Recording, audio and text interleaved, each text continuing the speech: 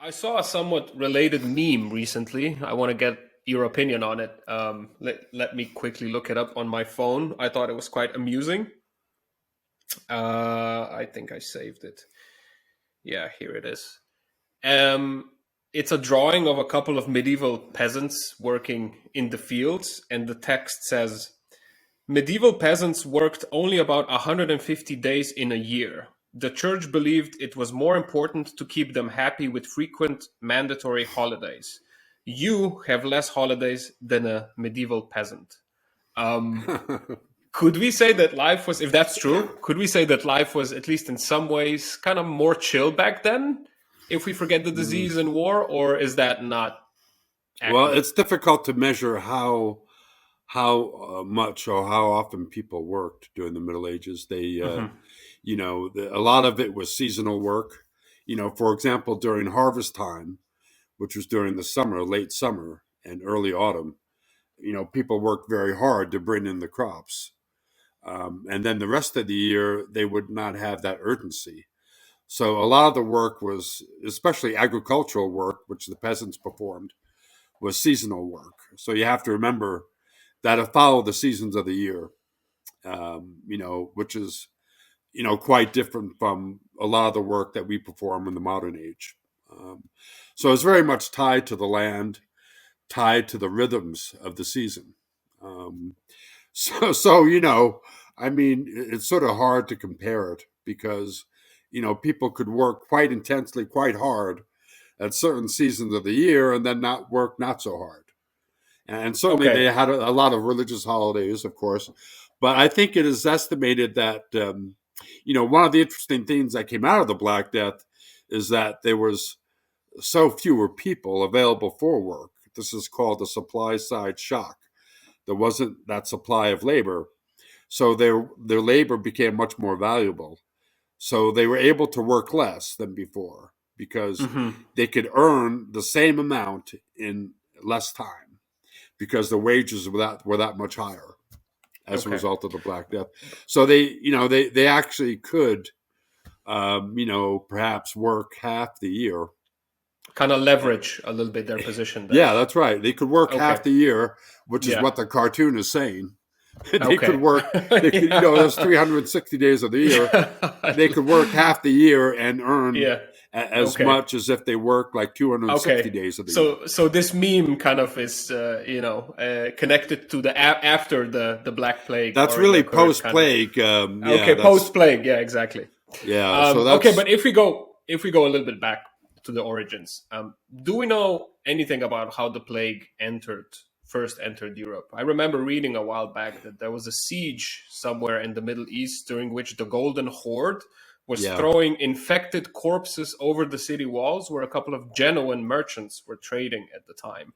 And that when they escaped, they brought the disease to Italy. Is that a likely scenario? Because it sounds like a movie a little bit. Yeah. That's a famous story from the Chronicle of Gabriele de Mussis, a chronicler from Piacenza in Italy, and he tells a story of how the Mongols were besieging the town of Kaffa. There was a war between the Genoans, the city of Genoa, which was a maritime power that controlled the city of Kaffa, which is now Theodosia, on the north coast of the Black Sea. And the the Mongols were besieging the Genoans, and then they got the plague. So they decided to catapult their plague corpses into the town to give the disease to the besieged, to the defenders. And they apparently got the plague when, they began dumping these bodies into the water and it poisoned the water, and that gave them the disease. But anyway, that's an apocryphal story. Probably that may have happened, but I've actually talked about that in my book. The belief in the Middle Ages was that plague was spread by stenches or foul odors. So they would wait until the body had decomposed quite a bit, not too much that it would simply fall apart when it was, launched from the catapult, but enough so that it really stank. So those corpses probably were, a couple weeks old. and therefore, the idea was that it was not, it was not just launching these corpses when they had died. They had to smell bad, and that's when they could communicate the disease. But But in terms of the yeah. reality, the interesting thing is that this Crimean region was a big grain producing region. The main export was grain that Genoa was bringing back to Europe. And grain is a favorite food for rats. And, the grain shipments would have been infested with rats. And rats are one of the main carriers of the bubonic plague. So in bringing back these grain cargoes to Europe, they would have brought back the plague through the infested rats. And that's probably how the plague was communicated to the Genoans first, because the port of Kaffa was a main port, a trading port at the end of the Silk Road that went through the northern part of Central Asia.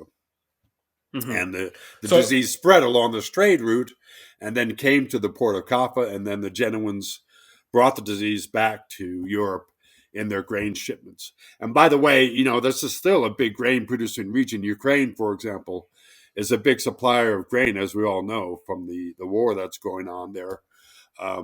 And that's being disrupted by the war with Russia. And that was also true in the Middle Ages as well. In 1346, when the siege took place, there was no shipments going back. And that ended in 1347 when peace was concluded between the Mongols and the Genoans, and that's when they brought the plague back.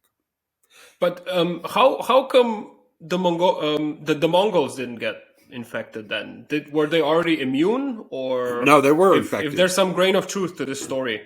The story is that the Mongols were dying from the plague, and they catapulted their dead comrades into the town to try to give it Hmm. to the Genoans. So yeah, the Mongols got the plague as bad, if not worse, than the Christians, according to this account.